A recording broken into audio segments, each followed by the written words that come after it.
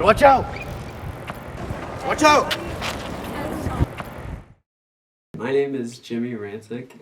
I'm a senior. I'm 23 years old at the University of Illinois. When I was 16, just turning 17, I was diagnosed with stage 4 non-Hodgkin's T-cell lymphoma. I went from being a really healthy kid who was playing sports to all of a sudden fighting for my life. Because of the type of cancer it was, I had to go through radiation, chemotherapy, and a stem cell transplant. Everything went as smoothly as it could, but because of the type of cancer it is, or was, I had to have the stem cell transplant to make sure that that cancer wouldn't come back. As a result of just having a weak immune system and skin issues, I had a lot of infections and eventually developed a brain tumor in my right occipital lobe that took away my left peripheral vision. When did you notice your vision was changing? So it was about 8 to 9 months after my transplant. I was just out with a friend getting some pizza, and my vision started doing something I've never experienced before, and it was kind of like closing in, and I thought I was getting tunnel vision. I didn't know what it was.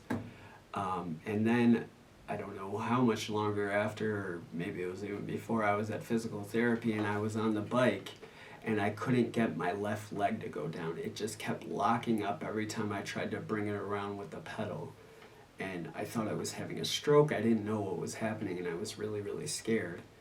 And so we got me to the hospital, and they did a scan, and they showed the tumor in my right side of the back of my brain.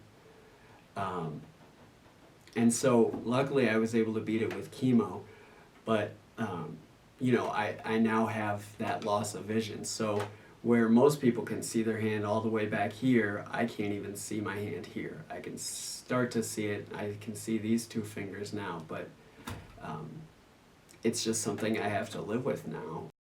And so while most people see this, I see this. There's times where I'm being a millennial and I'm looking at my phone and I'm in an elevator and the elevator opens and it takes me a second to get out, and I'll walk out the elevator door as it closes and it hits me, or the same with a heavy door that retracts as soon as you open it.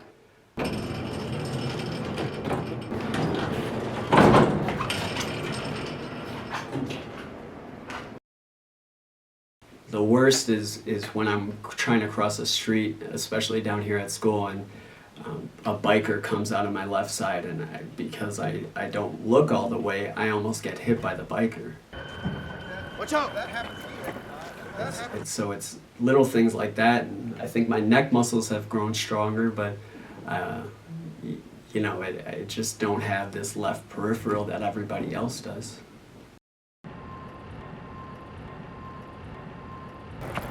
Watch out!